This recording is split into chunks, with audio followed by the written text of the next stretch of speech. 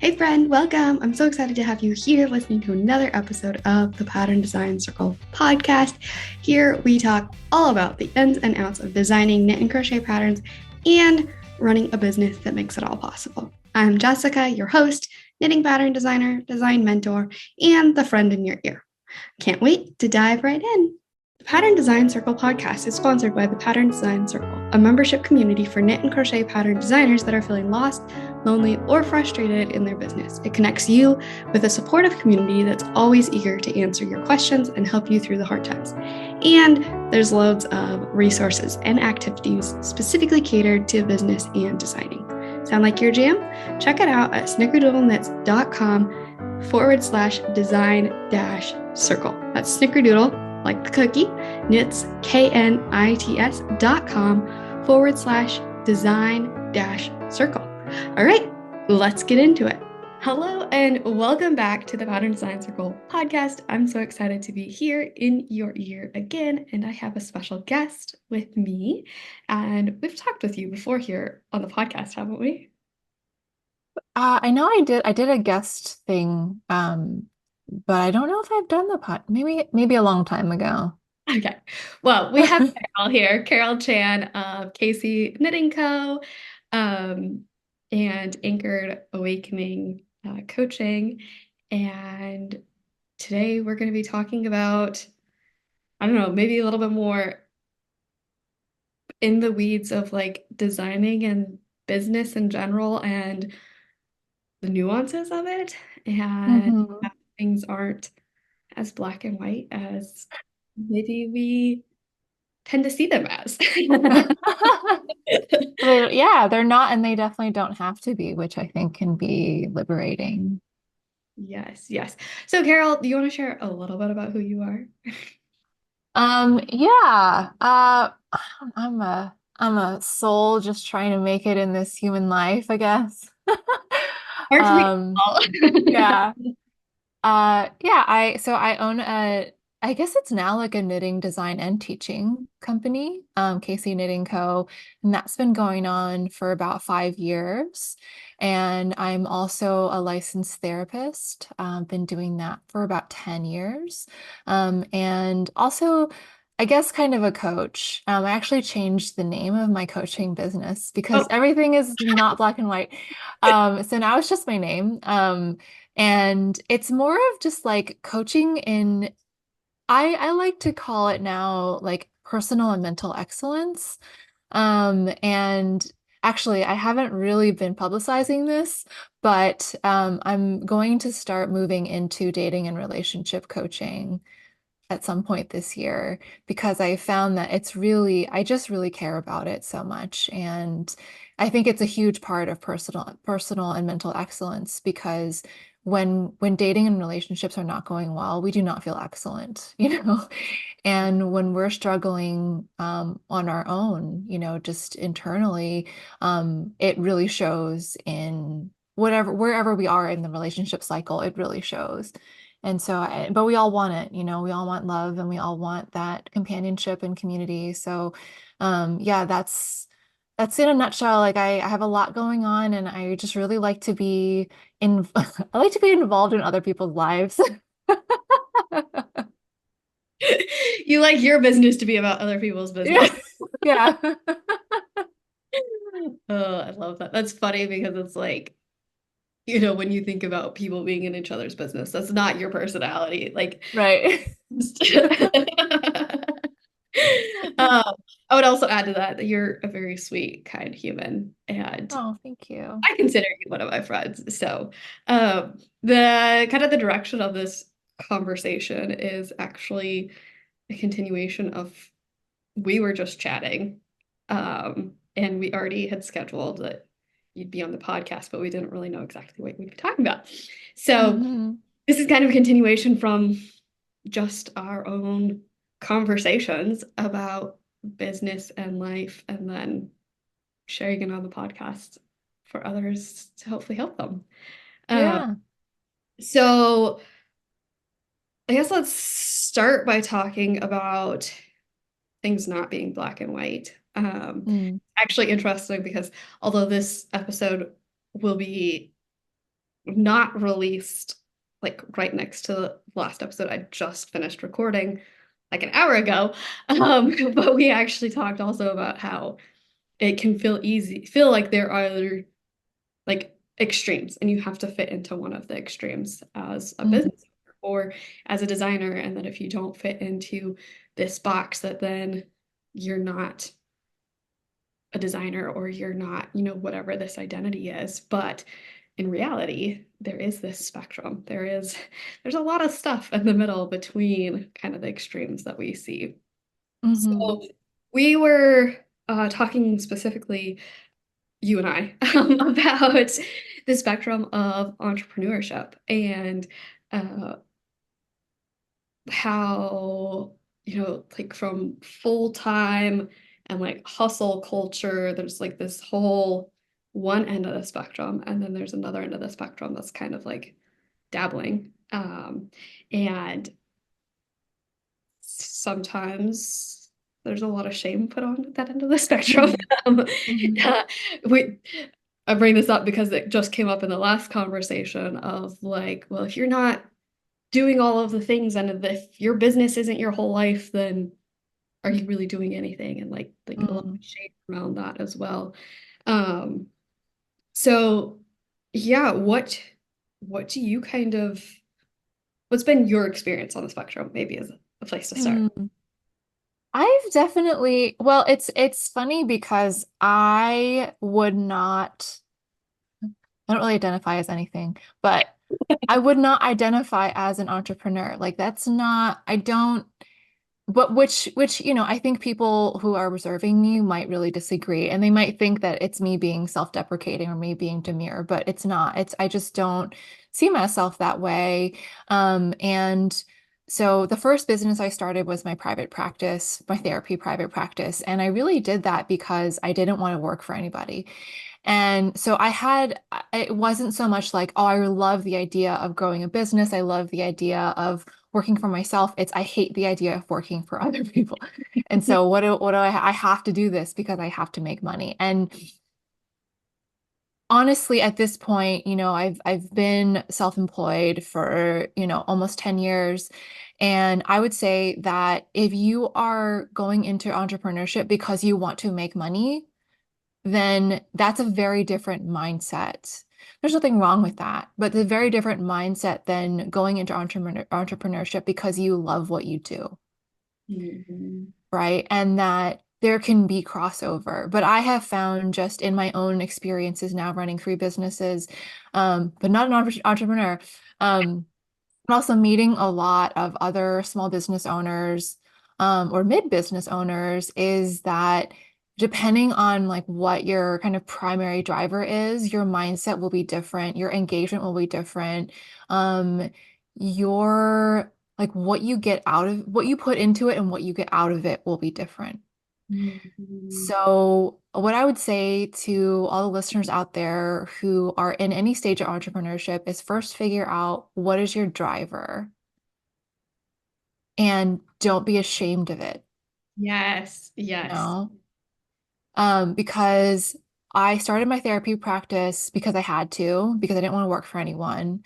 And I had to make money, but my goal was never to make a lot of money. It was to make enough money. And so I didn't put a lot of pressure into marketing or hustling or growing my practice. And I think there are some aspects about a therapy practice that make it a lot easier than like if you're just going out and trying to like sell a product. And then after doing that for a while, then I decided that I wanted to start designing knitwear, but I never thought of it as a business. It's only very recently that I was like, oh, this is a business. In just the very like definition of the word, right? But I just wanted to make things and see if people would like them. And I specifically told myself that it was not going to be an income generator, that whatever money people paid me for my patterns would be extra. Mhm. or that I would use it to buy yarn, you know. I would never count it as income. And so when I was looking at like my budget, when I was looking at this point, like focusing on growing my income from therapy, like I would never consider Casey Knitting Co. income to be income. Right. And I think that that really helped me to keep things separate, to feel like it was manageable, you know, and to keep some degree of joy in the knitting because I didn't get into it to make money. Definitely not. Right. I was like, I really like to make things and I want to see what I can do. I want to take this element of creation that I get from knitting and see how I can deepen it and expand it. And that's really been the driver. And I would say it still is. It's definitely changed, especially in the past couple years. But I still, and I have to count it as income now for taxes. But I still don't figure it into like my financial goals. And you know, and I think that I would recommend that for anybody who is looking at their fiber business as something that is supplemental to another income that they live off of. Because if you can start that way, you'll feel a lot better moving into it than if you start thinking that you need to compete with full-time designers who have been established for years. Mhm. Right? It's mindset is so much of, you know, what we get back. And if we go into any sort of effort with an urgency mindset, with a scarcity mindset, or even with like an anxious mindset, then that's what we're going to experience, and that's what we're going to almost like propagate in our efforts. Yes, which is I think your story, your approach is maybe more common among knitwear and crochet designers specifically, like that are niche. A lot of people get into it because they're like, this is something I love, and people are telling me I should share it with other people, and Hmm. like it grows very organically, which I think is really beautiful and a more natural way for things to evolve. My experience was like my background is not like that at all. And I started the Etsy shop selling like the actual hats and mittens and all of those things when I my income suddenly dropped and I didn't want to do anything else in the town that I was in for like 6 more months at that point. And well, maybe more like 9 months. But anyway, so it was like, all right, this is my job. Um, and then I got bored of making the same thing over and over again, and that's how I started designing. And uh I felt like so many people were telling me that it's not possible, like you can't make money doing this, and like, and so I Mm. came into it from a more anxious, I want to prove you wrong kind of attitude of like, I'm gonna prove that I can do this. And I hadn't been seriously knitting very long at all. Like everything that I was designing, I was learning new knitting techniques and all of that. And I didn't know other knitters. Like, um, and so yeah, I think it definitely did bring a very different energy to it. I don't think I would have ever started it if I hadn't, like, just my personality. I don't know if I would have ever just started dabbling in something without fully committing because I'm just such a all or nothing kind of person.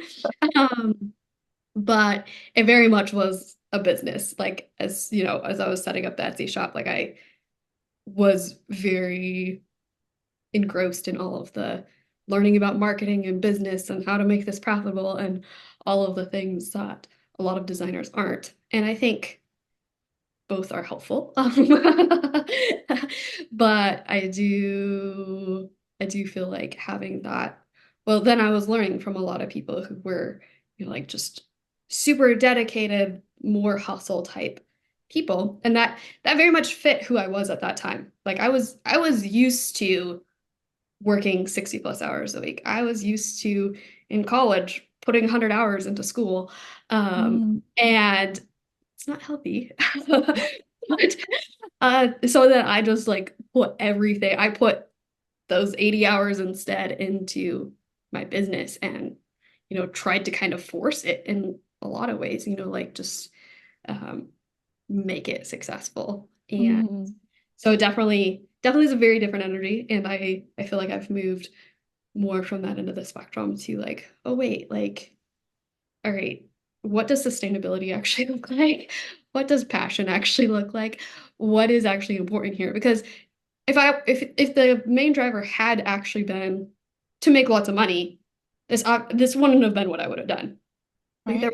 there was another reason there. But there was this, I think a lot because of our society, what we're taught, it, defines our worth and all those kinds of things that I really wanted to prove. Mm. And then it made a lot of things kind of muddled and confusing because it was like, all right, I'm trying to operate this as a business. I'm trying to do, like want to push everything. And at the same time, who I really am as a person is this person who cares a lot about authenticity and alignment. And so it just felt like there was always this, and still does sometimes, this tugging between those different kind of ends of the spectrum of like, how does this like these two worlds, they're colliding and they don't really work together, and how do we make it fit kind of thing. Yeah, yeah. I see a lot of parallels between what you're saying and what I was doing with my coaching business last year. Um, and it is, I do think that crafting is heart-based, like I think like you were saying, like if you wanted to make money, you wouldn't have chosen this. Like you would have chosen like drop shipping or something, which is like soulless in my opinion. But so crafting is heart-based, therapy is heart-based, helping others is heart-based. And there is this really deeply authentic care that I have for people who are suffering. And I was like, how do I monetize this? And even just like monetizing people's suffering, like, oh, it just feels so gross. And also, but then I was like, okay, but if I want this business to succeed, to like take off and to grow, I do need to think about monetizing suffering, you know? And it does feel in some ways similarly counterintuitive to monetizing creativity, because they're so heart-based, they're so, right-sided. And but at the same time, I think there's a way to do it. I think if we stay in this place of like, oh, but I can't do it. I can't, like, you can't monetize creativity. You can't monetize suffering. Then you go nowhere. And so then what are you doing? I do think there needs to be an edge of practicality and sort of this like radical acceptance in in starting and growing a business that is based on something that you feel, that you have to feel enough, but then at some point you have to be able to look beyond the feelings and see a greater purpose, a greater need. So when it comes to something like marketing, right? And most of my marketing has been Instagram marketing, which is like a whole nother rabbit hole. Mhm. But I think Instagram marketing, there are strategies and there's a way that you you do participate in some manipulation, but I really am not of the mind that all manipulation is bad or harmful. I used to joke that my actual job title is professional manipulator. As a therapist. Yeah, because there's a way that I can engage with people and guide a conversation to get them to see something, to get them to think something, or even get them to say something. And it is manipulation, but the trust here that I'm asking everyone to have of me is that I have good intentions, that my manipulation is from a place of care and love, and compassion and wisdom. So I'm manipulating you so that you'll learn something, because we learn better when we have an insight than if somebody tells us the insight. So I have to manipulate you to get you to see it. And that's a lot of marketing. I manipulate you to get you to realize how much you want or need my thing, because I really believe that you need my thing. And I think that's the key is if so I'll bring it back to knitting because I think this is maybe more relevant to your audience. If you don't like the thing you're selling, stop selling it. Because if you don't even want it, how can you get someone to think they want it? Mhm. Also, on this, just talking about sales and manipulation, I think that we're actually doing it all of the time as humans, and we just don't think of it that way. Like if you're having a conversation with somebody, you are influencing the way that they perceive you, the way that they feel. Like if you're trying to make a friend, you're going to say things that are essentially a sales pitch about Hmm. you could show up very authentically and like it's a sales pitch to find the right friend. But it is still like marketing. Hmm. And that's like I think so often people and artists in particular, creatives in particular, um, that there's this idea that marketing is something that's really pushy and that's really um, just doesn't feel very good. But if we look at ways that we're already good at marketing in real life, the ways that we're already doing it and not even noticing it and not recognizing it as such, that then that can maybe help us actually operate as a business owner, market and do sales in a way that feels Hmm. good. And you're just real, like you said, like it's like you're just talking about what you like and what you enjoy. And it's very authentic. And this is why this is an amazing thing. This is why you're gonna love it. Just like um when people talk about other people's products that they love. Like, Hmm. it's so easy to market that item where it's like, Hmm. hey, this is so cool. It did this, this, and this for me. And like it solved this problem and it's gonna be perfect for this thing that you're working on, or, teaching somebody about like the cord things for knitting to like hold your stitches and like try on your Oh, the barber cords, yes. Or which I hate. or like the needle stoppers or something, like when you're introducing something to somebody for the first time and you're like, hey, this is how it works. This is really cool. This is, Yeah. yeah, this is how I use it in my life. This is, like it's, I find it really fascinating to watch how easily people are able to market other people's things. But then as Hmm. it's about something that they created, like, I Hmm. don't know how to talk about things. I don't know how to like Hmm. tell somebody that something's cool. Well, it's like you just did it over here. So maybe Hmm. step away and be like, if this was something that Carol had created, if this is something my friend had created and I was talking about it, what would I tell somebody about? Because it is pretty awesome. Like it is gonna Hmm. help somebody. And try to maybe dissociate yourself just a little bit from it so that it doesn't feel Hmm. Yeah, yeah. Or what you were saying about like we market ourselves without even realizing it, right? That got me thinking that some of us don't, and maybe that's where we want to start is, excuse me, to really connect with the value of who we are, Mhm. and to start to see that and to take it even out of the marketing or business space. Just look at who we are as humans and to see yourself as having high value, right? And that if there are things that you can point to that you're doing in your life that are like, oh, that's not really high value, then change it. Then change it, you know? Um, And also look. Make yourself into a person you respect, right? And also look for places where people do respect what you're doing. People do see value in what you're doing. Like look for proof that there is value and worth Hmm. there. It's easy Hmm. for us to be so self-deprecating and to be like, if somebody else were doing it, like sure, we'd love it and it would be amazing. But if we're doing it, it's like, well, that's not very good. That's not good enough. That's, not creative Mm. enough. That's not original enough. But like, um, listen when other people are like, hey, that's really cool, or I really love this about it, or you're really good at this, and looking for evidence of to prove Hmm. yourself. Hmm.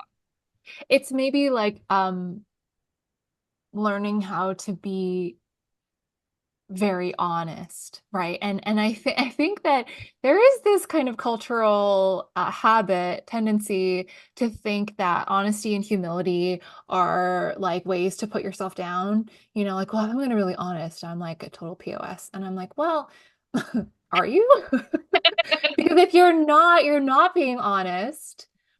So to be honest could be, so we're talking about like a design, let's say, right? To be honest, like, you know what, this piece of it, this part of it is really awesome. It's super creative. I love the structure, right? And then to be also honest is like, I could have put a little bit more work into this edging here. To be really honest, just I could have done something a little more interesting to make it stand out, right? And then but to stay honest and say, and I really love the drape that I was able to create, right? And you could have an honest part there that's like, okay, I could have done these other things, but I really love the way that I did it. Like, Exactly. could be more interesting, it could be more creative, but I really love how it is, and so Hmm. it's fine And that so yeah, and so am I satisfied with putting it out like this? it. Or do I feel that I will love it even more if I change this part of it? Mhm. And there's aspects of honesty and humility that I think that we either like go too much into or we tend to avoid. And either way, it ends up with misaligned messaging for our business, Mhm. right? I look at like the kind of the businesses that I admire and the marketing that works on me. And I do think a lot about this. So maybe this is another thing that I would encourage people to do is like start to be mindful. Start to pay attention to yourself and to how you react to things, right? So the more that you can observe yourself, the more that you will understand people. So take a look at what causes you to buy things. I recently started this curly hair journey. Not today because I'm letting my hair rest for a week, but so like nothing's in it, all air dried. But I recently was like went down this deep dive and I noticed what I wanted to buy and I noticed how much I got sucked into certain ad campaigns. And rather than shame myself for it and rather than like go for like a total spending free for all, I just observed and I said, what is it about this marketing campaign that is working on me? You know, um, why does it speak to me? How are they speaking to me? And how can I use this in my own marketing? How do I feel? Like how do these ads or these YouTube videos, how do they make me feel that lead me to then go to the product website? How do I feel when I'm putting things in my cart? What do I think I'm going to get? How did they make me feel that way? Right? And you can learn so much from that. Mhm. And you can also learn when you're turned off by an ad campaign. You can, and this is all personal. Some of it works on other people, but you want to know what works for you, and that's the stuff that you're going to want to use for your own marketing. Because if you start using marketing tactics that feel gross to you, you're not going to come off as authentic. You're not going to get the right customers. Mhm. Either people are not going to buy from you because they're going to get a sense that you're faking it, or they are going to buy from you, but you're not going to like them because they're not your people. Because they're not really, you didn't really connect with them and they didn't really connect with you. Yes, yes. I feel like um part of why I admire people who started their business as not a business, but like it was like they had this knitting account where they were just connecting with other knitters and sharing what they were making, and then they kind of just gradually and organically started designing patterns and selling them, and then you know their audience grew is because they're used to talking about things like as if they're just sharing with a friend. Like, hey, this is just like what I made. I think it's kind of cool. Like, here's um check it out if you want. And that's the kind of style that I enjoy, like a more relaxed, like, hey, we're just friends chatting. I mean, maybe that's why my whole business is the way where I'm always like on the podcast, everything. Let's just chat. Hmm. But so I'm curious for you, what did you find like just in this curly hair journey? What did you notice about what you were attracted to in marketing? Um, I specifically looked for people who like looked like me. It's funny because I didn't start looking for Asian people, but I looked for people who had similar hair. Mhm. And and then I looked, and then I was like, oh wait, maybe I should look for some Asian wavy hair people. But I think so that like kind of just gave me the sense of like they would be able to help me, Mhm. right? Because that we would have similar experiences. But then it was for me, it's the detail that they use to explain what they do. Um, and now I'm like, oh wow, yeah, this I'm a nerd. I really like them to tell me exactly why they're doing what they're doing, right? Like, why am I scrunching in this way? Why am I using the products in this order? But I also like this idea that they really care Mhm. not only about what they're doing with their hair, but the they care about the video they're making. They care about the content they're producing. They care about the quality of it. I remember watching one video and I couldn't even finish it because I it like it she the way she was talking was like very much like influencer speak. Like they have an inflection, you know? And I was like, I don't trust you because I don't think that you're doing this because you really care. I think you're doing this because everybody else is. And so I don't care how great your hair looks, you Mhm. know. Yes. And And go ahead. yeah, there's also an element of a shared values. And so there was I look for people who really care about what's in the products they use, right? And so but other people may not care. Other people may be like, I don't really care about the specific quality of ingredients. I just want to know what looks better. And so they might find other influencers that Mhm. they like, you know? Yes. Yes. I definitely um find the same as far as like the level of care, but especially that it feels like they care about me. Like they care about Mm, sharing with me. And so like I like to have all of the information more because it's like it just feels very generous and transparent, and like I'm not trying to hide anything. I'm not trying to like it's not that I'm just here trying to make lots of money off of you, but I really care about sharing this thing with you. I really care that you get the outcome that you want, and like just this like human connection kind of feeling from hmm marketing. hmm Yeah, I think the feeling that I get from energy like that is integrity. Like Yes. I know you want my money, but I think but I also feel that you want me to feel that it's worth my money. Yeah. Yes. That's so Yeah. beautiful.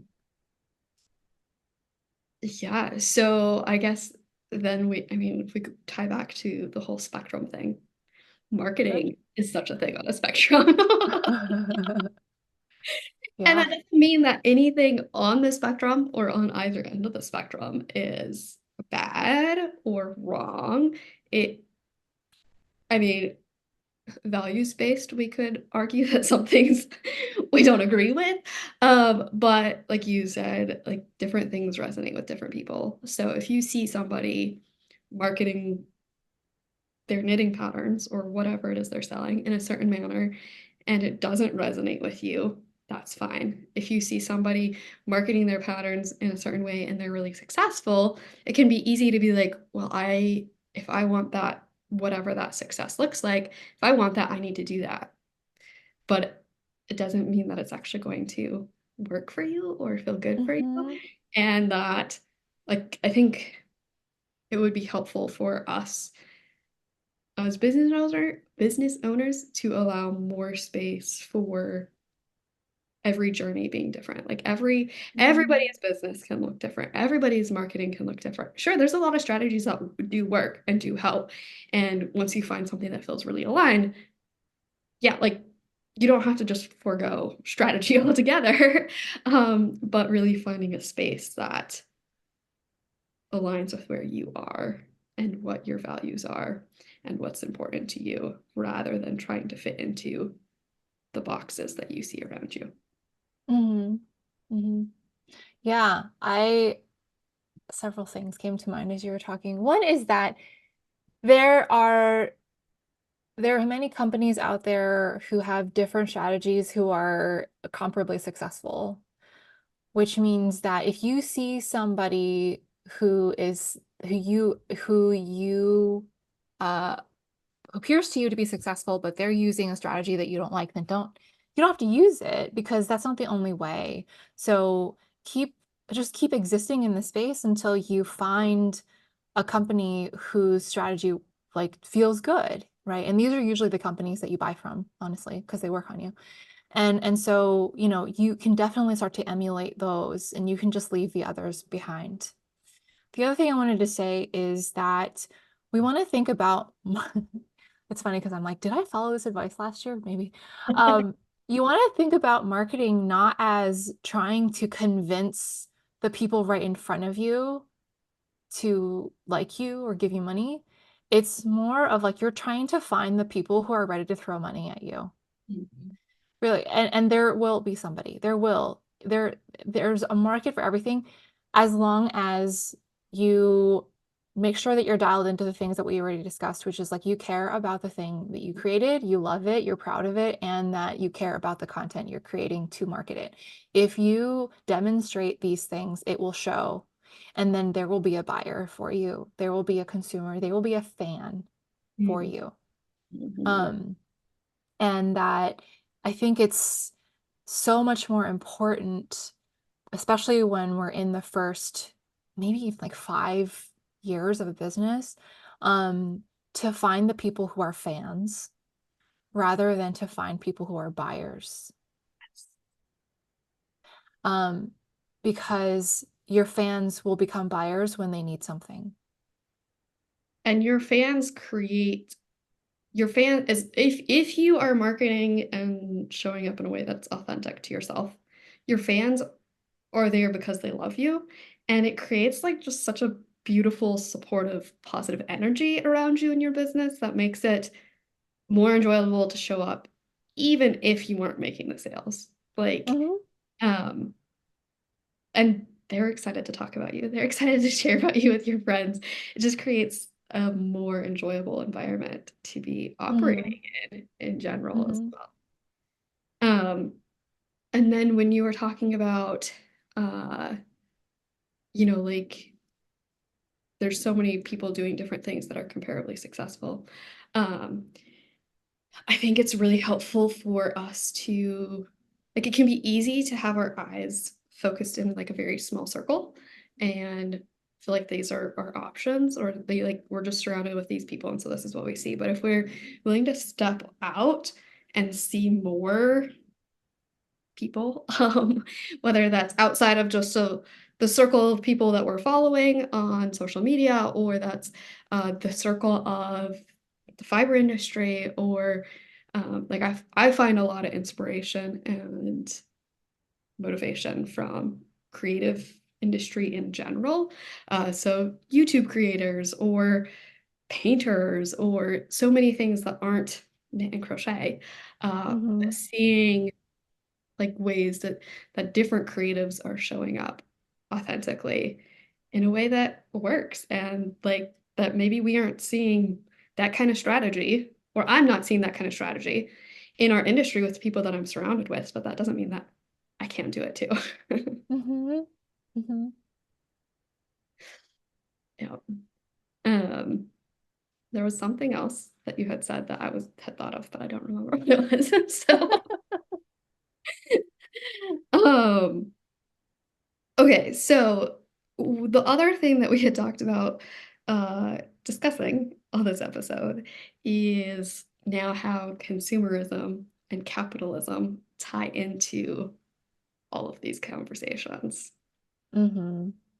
Do you have thoughts on where to start on that? Yeah, I I've been sort of amused, I guess that's the best word, at how much there's been talk about like anti-capitalism within an industry that is consumption based because you like it doesn't compute for me. Mhm. And so if if you're in a position to want to make money off of something, you've already bought into capitalism. And I don't think there's anything wrong with that. I I think there are flaws within we have um, how we engage in capitalism in the West, but I think there are flaws with any social system, any economic system, and that capitalism can work very well. It's not an issue of capitalism or anti-capitalism. It's an issue of our mental wellness. If we are not mentally well, capitalism can ruin us. If we're mentally well, capitalism can actually benefit us and help us to find peace in life. Because we have to live in this life, you know. And we're too developed to ever go back. Um, so I think it's imperative to have as healthy of a relationship with capitalism and consumerism as possible. And I think it's possible. But I think first we need to accept that it's here and that we're all part of it. Mm. And that even, and I spend a lot of time on Instagram. So that's kind of where I get a lot of my references. But like even like the homestead movement is capitalist. If you find any farm homestead influencers, they are engaging in capitalism because they are influencers, right? So they are recommending products, they are purchasing products. It just is a different form of capitalism than mass consumerism, right? But it's still capitalism, so we can't escape it. I don't think it's inherently bad, and it would probably benefit us all to kind of just be okay with being a participant in it.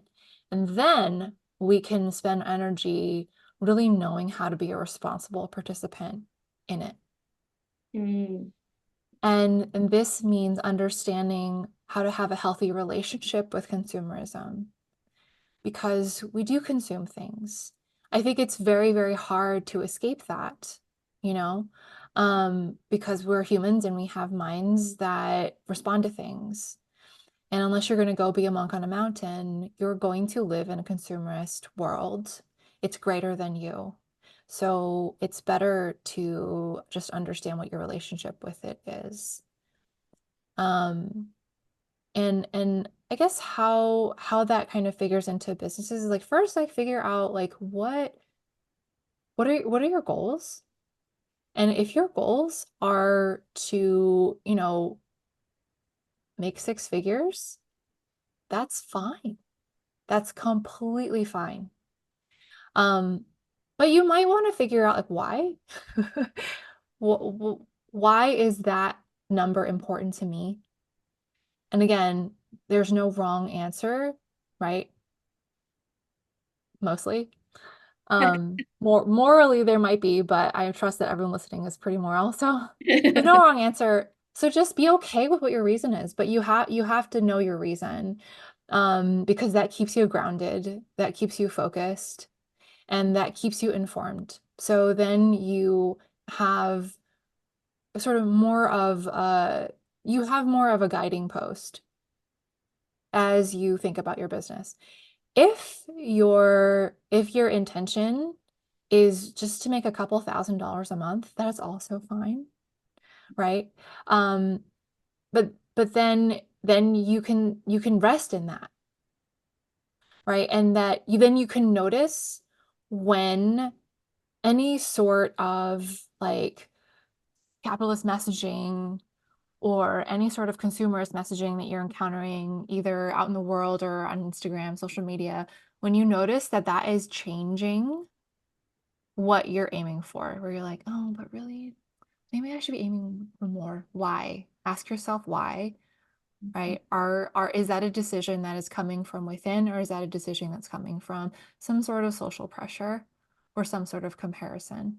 Which I think ties right back to what I shared about, my beginning of business. Like, um, I've always struggled with it's like I had to have this income goal or whatever. Like, I felt like that's the best, easiest way to measure your business and but for me, for my as far as what was actually driving why or how I created those numbers, a lot of it was based on this notion that like your value or your worth is connected to how much money you're making. And I am in a very privileged position where I don't need an income from myself to live. And so it was like it felt there's another one of those tugging things where it's like, well, I feel like in order to be, a worthy human that like to exist in the world, like I need to be making this much money, but also it doesn't benefit me. What's the reason for it? It's this Mm-hmm. um value that's put on it that's just made up. Like it's Mm-hmm. and my partner actually at one point he's like, all right, so no matter how much money you make, you're the only person who actually knows how much you're making. Like I I'll tell him, but like it's interesting. We show up with around other people and we're like, you might feel like you're not worth as much because maybe you don't have a profitable business or whatever that metric of success is. That now is something that I am projecting on the other person. I'm assuming that they're thinking about me, but they don't know Mm-hmm. anything. Like for all they know, I could be making 8 figures in my business. And they actually have zero clue at all about what Mm-hmm. money looks like, what that quote unquote success looks like. And so it actually around that time, I think it helped my mindset to be like, oh wait, people aren't necessarily just looking down on me because I'm not quote unquote successful according to what our society might say is successful. Um, but it allowed me to show up with more confidence and just like the way that I talked about my business or like people would ask what Mm-hmm. I do and I'm like, well, I'm a business owner and I do XYZ. And it was so much different than like the timid like, well, I design knitting patterns that like trail off and like it's just really interesting how some of those mindsets of what we feel like we should be doing in society affect Mm-hmm. how we perceive ourselves and not how we think other people perceive us. And they might all just Mm-hmm. be made up beliefs in our head. Yeah, I think so much of this goes back to what it means to be self-defining. Um, but also to understand, you know,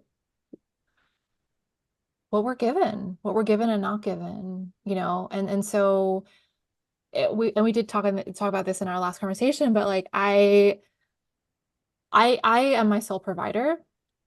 Um, at the same time, like it's interesting because like my therapy practice is like my husband.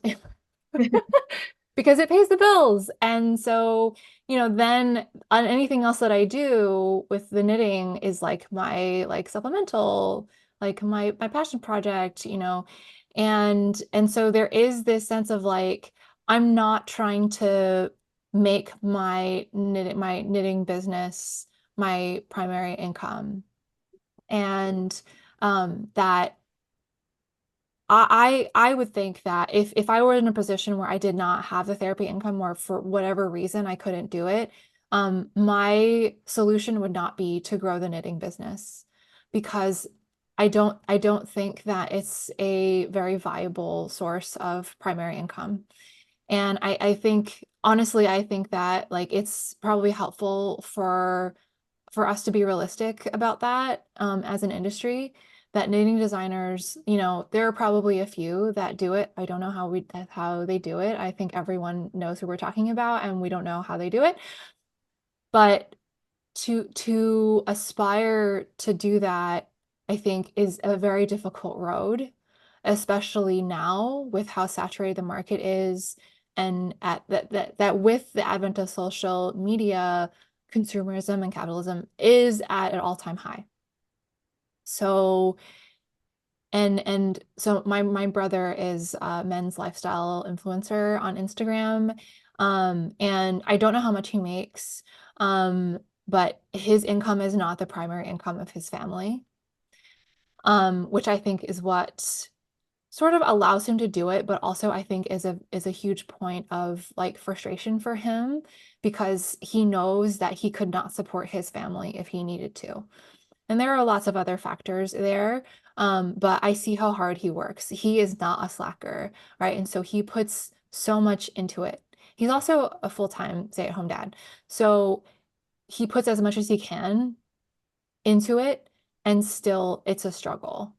Because and it used and it's gotten harder for him because of how the internet space has changed. So when you think about like what where does your business fit into your life? I think maybe that's the first question is, do you have another income, whether it's your own or a partner's or some other benefactor? If you do, you don't have to feel bad. You don't have to feel guilty about it at all. This is your fortune, and this is your gift, right? And that helps you to be able to, put some energy into other things, whether it's being a parent or being a pet parent or caring for someone else or caring for your business, all the above, Um, but also know that then it's that if that's the case, then you don't have to grow your business to become anything that looks like a full-time income. And to be very honest, if you need to build a full-time income, I would not recommend trying to do it as a knitting or crochet designer because it will break your heart. I'm not even saying like you'll fail. I don't think you'll fail. I think it will break your heart before you have a chance to like quote unquote fail because I don't think the industry supports that, And right? you have to be realistic about or what would it take to provide what I want or to generate what I want. And um, a lot of times that's additional revenue streams, and that might not be in alignment for you. So even if it's Mhm. possible, you can be like, yeah, I could do it, but is this what I want? Is this like for me specifically, I love teaching designing and business kind of stuff. I love talking about that kind of stuff. I do not love teaching knitting stuff. And it's like that could be a revenue stream. That's a possibility for a revenue stream to supplement designing, and then like you add different things together, and then you have more income that way.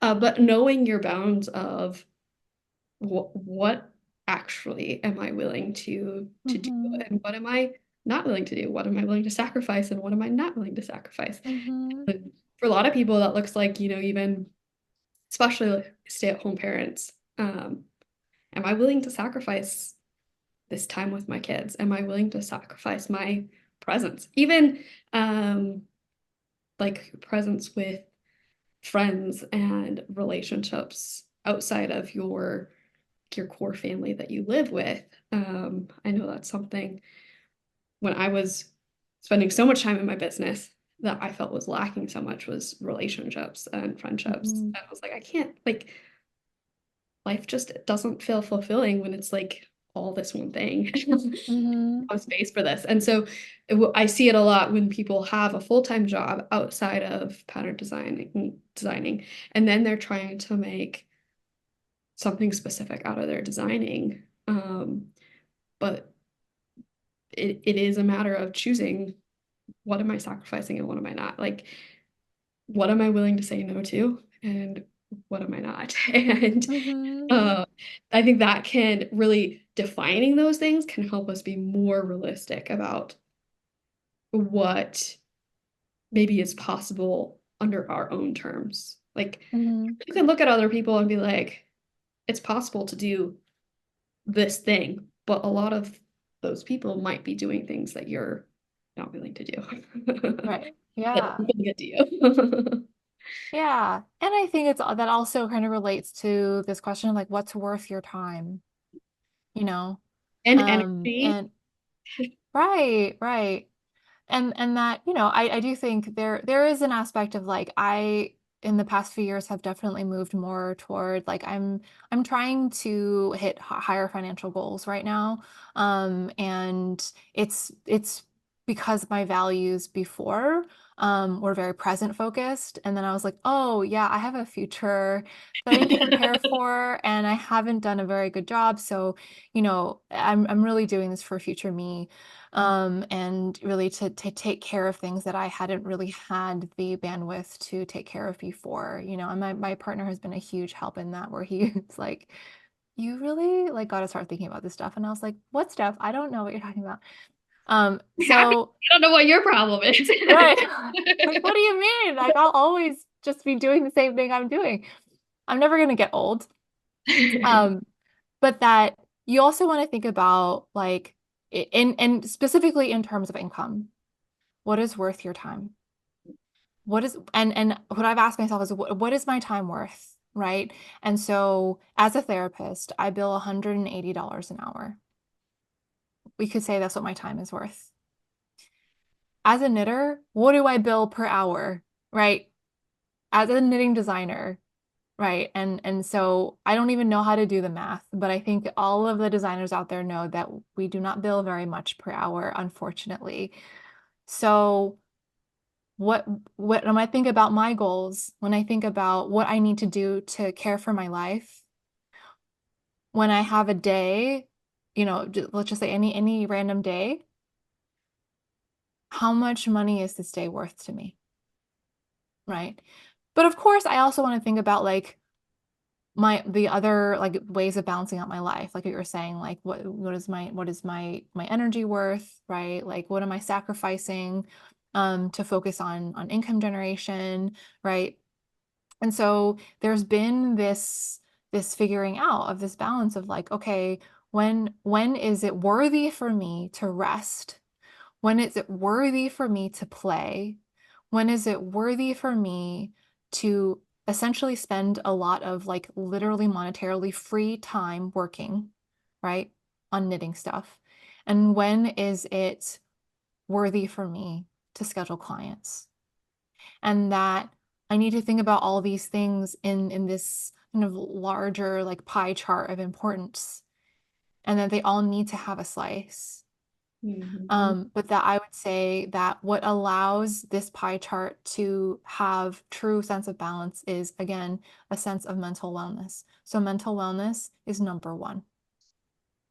And so if I'm having a day where there's so much that is just weighing on me, right, where I'm like sort of frazzled, Maybe I have worked a lot today in like my full-time job and I have an evening free. What am I going to spend that time doing that is worthy of the whole pie chart? Like, I'm probably going to meditate and I'm probably going to take in some Dharma talks. Even though I'm not earning any money and I'm not, I'm not even like doing like knitting stuff, which like eventually should earn me some money. I'm not doing any of that because if I don't take care of my mind, then I don't have the bandwidth to show up fully in any of these other areas. Mhm.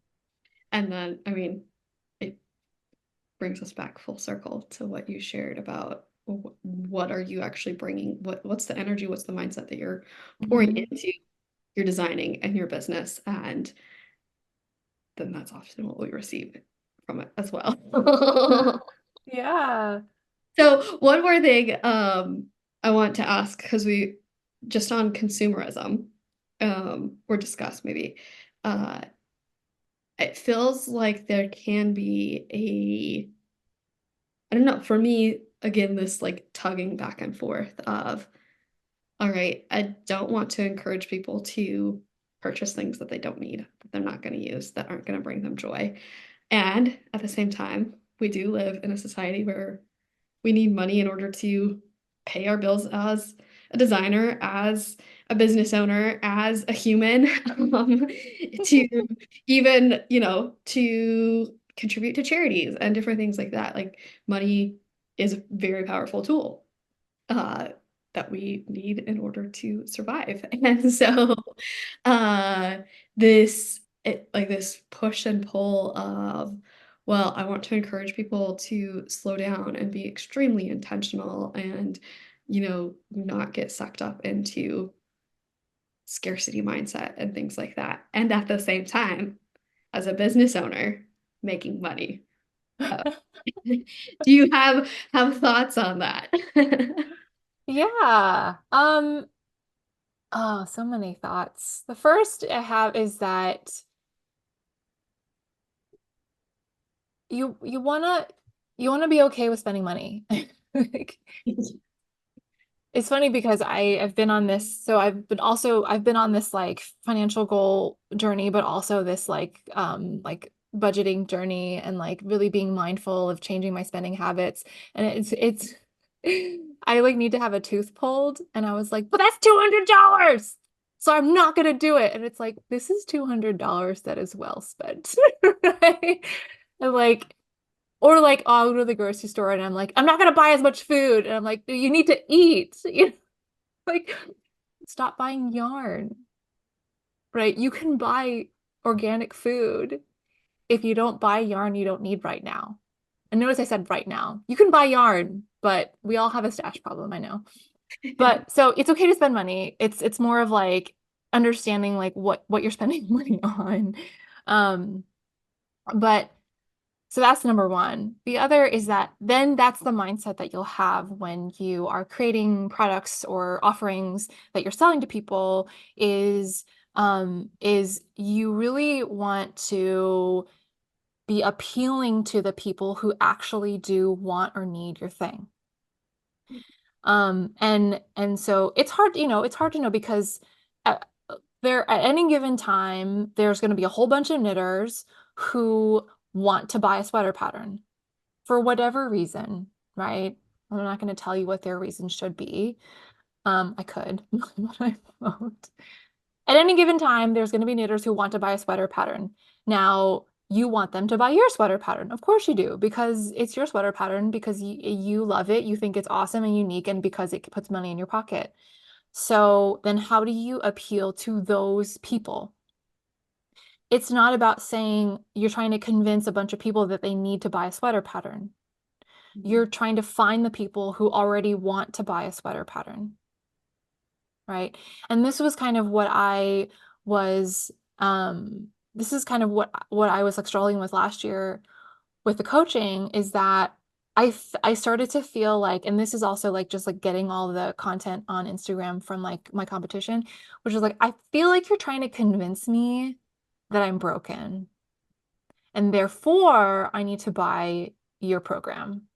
And I was like, I am not interested in convincing someone that they're broken, so that they can pay me to fix them, right? Like I want to find a way that I'm speaking to people who already feel broken, right? Or people who are already in this place where like, I need to find someone who'd help me with this thing. Oh, there you are, Mhm. right? And I think this is the most important thing to keep in mind when we're creating marketing, when we're creating offerings, even when you're designing patterns, think about what appeals to you.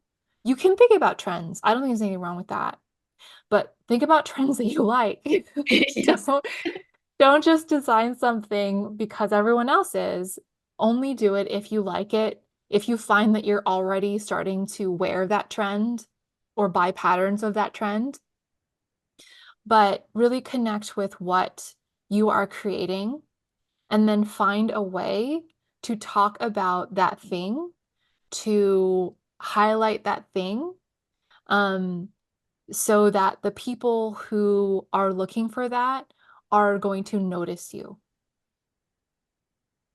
And so in that way, we can't, so as I guess like as product creators or as creators, um we can't control the consumer's mindset. We can only respond to it. And so if it bothers you, this consumerism, right, which, definitely some of it bothers me, then you want to make sure that you're as responsible as possible in how you participate in it. And that you can like go to bed every night feeling good about how you've shown up in that space and that you don't feel like slimy, you don't feel like you've conned anyone, and that you feel good about the money that you receive from people. It feels clean, Mhm. right? It feels worthy. And that you're like your audience, like if they're spending money on your patterns, it's a disposable and like they have the money to spend on it and you don't have to feel guilty about it that you're taking from their food money or something that they've made this choice. Uh, Mm-hmm. and then also just when you were talking about marketing and like, it's for the people who need the thing. Um, it's also speaking to the people who don't need it right now, but in the future when they do need it, they'll remember that you have it or they've put Mm-hmm. in their favorites or things like that. That it's like, um, yeah, it's not trying to convince somebody that they need something. And I think that's something that a lot of people struggle with in creative industries because it's like, well, we're not food, water, or shelter. Like we aren't one of the primary needs to stay alive. It's a luxury industry in that sense. And so, people might feel guilty for trying to sell something that's a luxury, but people that have money that want to spend it, they find value in what you're creating, and Mm-hmm. this is how they're choosing to spend their money that they have. And sometimes it can even be maybe it's um not even so much the thing that you've created that they are supporting, but they want to just support you. Like there's some lovely humans out there who love to just support other creative people and artists, and they see what you're doing and it's kind of like their way of saying I appreciate you and I see value in what Mm-hmm. you're creating. And we don't need to feel guilty about that either, like that person is receiving value just from the satisfaction Mm-hmm. of supporting in that way. Yeah. I have a great anecdote about that. So last year, last year my uncle was in town because my cousin got married, and my uncle does not knit. Um, Neither does anyone in his family. But and I don't know, I guess he knows this because my mom talks about me all the time to her family, but he specifically was like, I want to see some of your knitting. And I was like, you want to come over? We're not that close. But he was like, where can I see some of your knitting pieces? And I was like, oh, some of them are in the shop up in Vancouver, like in the local yarn store. So we could go there and you can look at them. And he was like, okay, I want to buy one. And I was like, well, they're not for sale. I sell patterns. He's like, okay, I want to buy patterns. And I was like, but why? You don't knit? He's like, I don't care. He's like, I just, your picture's in it. I want it. And maybe one day I'll learn to knit. He's not going to learn to knit. But, and so, and at the time I had some print patterns available. So I was like, okay, well, these are the ones that I have. And he was like, well, I'll just take one of each. And Mhm. he bought like $50 worth of patterns from me Mhm. just to have them, Yes. just to like read them like a book. And I think that's like one of the, I don't know, I love stories like that. Like just the sweetness and kindness of humans that care about Mhm. other humans and want to encourage them and support them, whatever. Mhm. Like, And there will be people like that, I just what you were saying, like if you don't need it now, you might need it later. Like, so recently I was kind of like, oh, I think I want a new mug. And I'm not just gonna go to like Target and buy a mug. So then I'm like, oh, I follow some ceramics artists, right? And because they post, I remember them, right? Because they post consistently, then their names are in my mind. And so I'm going to go onto their page, see when their shop update is, and make a note that the next shop update, I'm going to buy a mug, right? And so this is the benefit of marketing. It's making sure that you show up in someone's life consistently. And if there's something about you that resonates with them, then it will, and they'll remember you. And one day when someone is like, I need an elaborate color work pattern. Oh, Casey Knitting Co. I wanna challenge myself with free color work. I know exactly where to go, right? That's the hope anyway. Yes, it's marketing isn't so much about trying to sell to people, but it's really just sharing what you have to offer. It's Hmm. saying, "Hey, I created this thing," and just letting people know that it exists, and then they can choose if or recognize if it's something that they need or want or not. And down the line, Yeah. same thing. Like it's really just showing to the world, like, hey, I have this thing. And like it doesn't have to feel hard and weird or yucky or like it's like, hey, I I'm a designer and I created this thing and that's that. Yeah. Yeah. Yes, yes. Uh, any other thoughts before we wrap up here? Um, I guess to sum up, if anyone is struggling with kind of wrapping their minds around their business or marketing or success, um, really think about what feels important, and that I truly don't believe that entrepreneurship, um, I'm like, if I really believe that, I do. I don't think that it should bring more pain than joy, like overall. There may be some days, but if you find that your experience of being a fiber business owner is eating away at your soul, step back. Mhm. Why did you do this in the first place? And if you really are, and I know this may not be a popular opinion, but if you really are strapped for money, do something else. Come back to this when you have that part figured out. It's not worth Because winning kind of your love and your passion because mhm, it's stressful. yeah, and then you don't have something to fall back on. You don't have that comfort because you're like, I freaking hate knitting now. Yes. So do something else for money if that's what you really need right now.